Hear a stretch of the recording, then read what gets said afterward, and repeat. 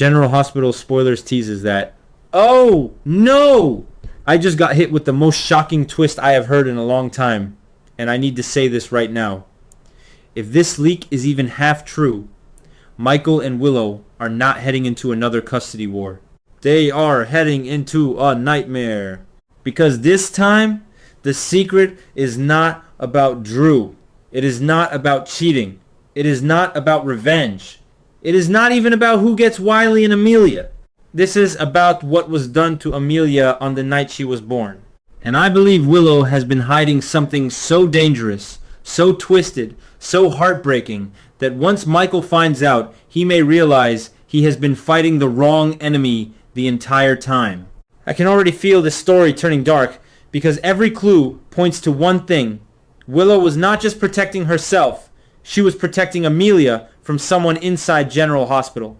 And when Michael receives a mysterious envelope at the Quartermain mansion, everything begins to unravel. I imagine the scene opening quietly, almost too quietly.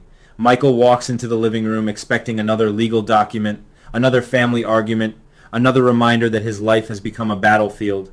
But then he sees the envelope. No return address. No handwriting he recognizes. Just his name printed in black ink. He opens it. Inside there is one torn page from a medical file. Not a full report, not enough to explain everything, just enough to destroy his peace. The file has Amelia's birth date. It has General Hospital's old emergency code. And at the bottom, there is one line that makes Michael freeze. Amelia Corinthos was not expected to survive the first night. I can see Michael standing there, the room spinning around him, because this is not something Willow ever told him. This is not something anyone told him. As far as Michael knew, Amelia's birth was frightening, emotional, complicated maybe, but not this. Not a near-death secret buried under hospital records. But the real shock comes when he sees the authorization signature. It is Willow's, and that is where I think this story becomes explosive. Michael does not run to the police. He does not go to Sonny. He does not even tell Carly right away. I think he does something far more emotional. He goes straight to Willow, and when he confronts her, he expects denial. He expects anger. He expects her to accuse him of digging into her life again. But Willow does not deny it. She goes pale. She looks like she has seen a ghost. And then she says the one sentence that changes everything. You were never supposed to see that. That is not guilt. That is fear. And I believe Michael notices it immediately. Because Willow is not acting like a woman caught in a lie. She is acting like a woman whose worst nightmare has finally walked through the door. Michael pushes her. He wants answers. He demands to know why she signed a secret medical document about their daughter. He asks what happened that night. He asks why Amelia's records were altered. He asks who sent him the file. But Willow shuts down. Then, in a whisper, she says, "If you keep asking questions, Amelia will not be safe." That is the moment I think Michael stops seeing Willow as the villain. Because now, this is not about betrayal in a marriage. This is about a mother who has been living under a threat. And I believe the next twist hits when Michael starts digging into the night Amelia was born. He learns there was a 7-minute blackout at General Hospital. 7 minutes where security footage disappeared. 7 minutes where electronic records glitched. 7 minutes where one emergency team was called but never officially logged. 7 minutes. That is all it took for someone to rewrite Amelia's entire history. And here is where it gets even more shocking. One nurse who was on duty that night suddenly transferred out of state days later. One doctor resigned without notice. One hospital technician vanished from every employee directory. And the attending specialist who signed off on Amelia's treatment never existed in the hospital database. I think Michael follows the money next. And this is where the betrayal becomes personal.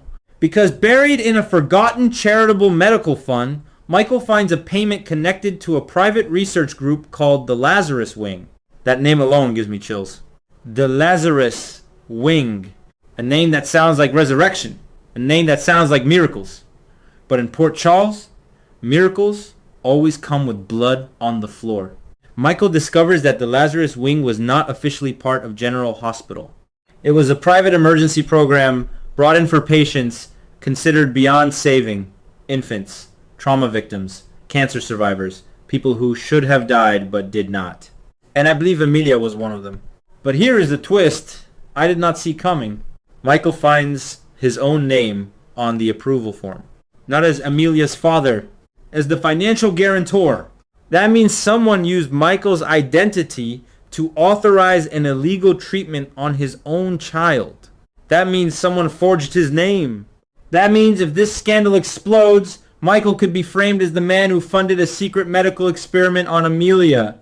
And suddenly, I understand why Willow kept quiet. Because if she spoke, Michael could be destroyed. Amelia could be taken. The Corinthos family could be dragged into a medical crime so huge that nobody would survive it untouched. But I do not think Willow knows the whole truth yet. I think she only knows the part someone wanted her to know. So Michael goes to Nina, and I know, Michael trusting Nina sounds impossible. But in this story, desperation breaks old rules. Michael corners Nina and demands to know what happened the night Amelia was born. At first, Nina refuses. She tells him to leave it alone. She says Willow made her choice. She says some secrets stay buried, because digging them up only wakes the monster. But when Michael says Amelia's name, Nina cracks. And then Nina reveals the part that makes this entire storyline heartbreaking. Willow was not in her right mind when she signed those papers. She had just given birth. She was exhausted. She was terrified. Amelia was crashing. Doctors were saying there was no time. And then a woman in a gray coat appeared with a silver case and promised Willow one thing. I can save your daughter. That is the kind of line that traps a mother forever. Willow signed because she believed she was saving Amelia. But what she signed was not just consent for treatment. It was silence. And from that night on, Willow began receiving messages. No names, no phone numbers, just 3 words: check hair pulse. Every month. Sometimes after Amelia had a fever. Sometimes after Willow considered telling Michael.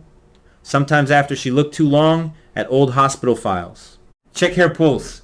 I think this is where the story turns from family drama into psychological terror. Because Willow has not just been hiding a secret. She has been monitored, controlled, punished every time she got too close to the truth.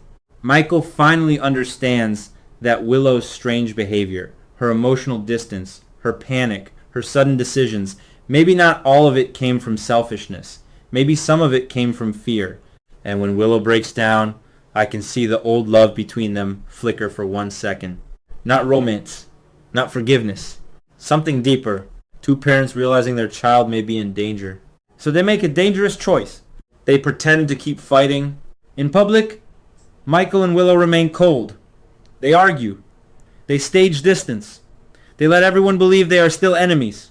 Carly thinks Michael is being reckless. Nina thinks Willow is spiraling. Even Sonny senses something is off, but Michael refuses to explain. Because if the Lazarus Wing is still watching, Michael and Willow cannot look united. Behind closed doors, they become partners. And that is when Wiley becomes the key. One night, Wiley tells Michael something that sounds like a child's nightmare. He says he saw a woman outside Amelia's window. A woman in a long gray coat. A woman holding a silver box. Michael tries to stay calm, but when Willow hears the description, she nearly collapses. Because that is the same woman from Amelia's birth. The woman who saved Amelia. The woman who vanished. And now she's back. This is where I think Michael and Willow follow the trail to an abandoned clinic outside Port Charles. It is listed in old records as a pediatric recovery center, but when they arrive, it looks dead.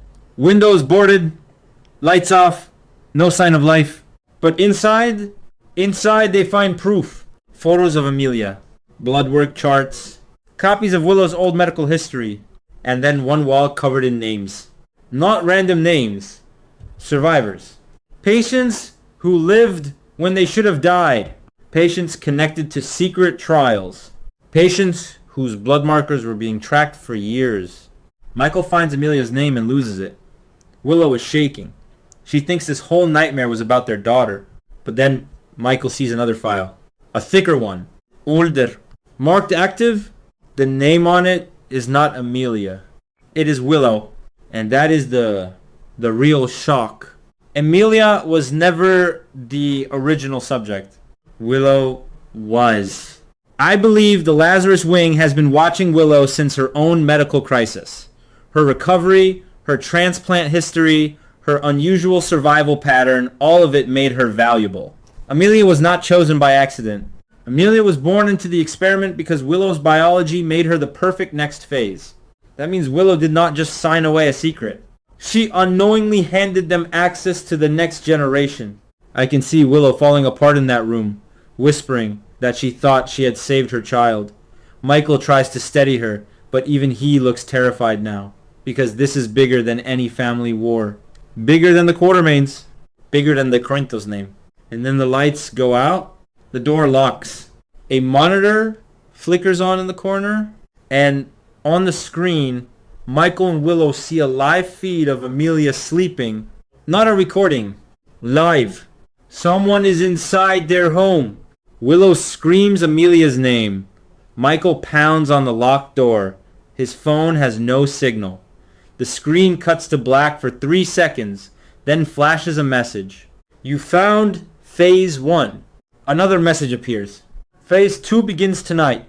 And then the voice comes through the speaker. Distorted, calm, almost familiar. If you want to save your daughter, stop looking for the doctor. Michael freezes because the voice does not say stop looking for us. It says stop looking for the doctor. That means the woman in the gray coat may not be the mastermind. She may be another prisoner. She may be the only person who can expose the truth. And then comes the final cliffhanger. Back at General Hospital, in a restricted records room, an old printer suddenly turns on by itself. A single file prints in the dark. Patient name, Willow Corinthos. Status, active. Classification, maternal source. Final note, prepare extraction. That is where I think the episode cuts to black. And I am telling you, if General Hospital takes Michael and Willow in this direction, this could change everything. Because Michael may no longer be fighting to punish Willow. Willow may no longer be fighting to hide from Michael. They may have to fight together against a secret network buried inside the one place everyone in Port Charles trusts most. General Hospital itself. But the question that keeps haunting me is this. If Willow is the maternal source, what exactly is inside Amelia? And who is coming to collect it?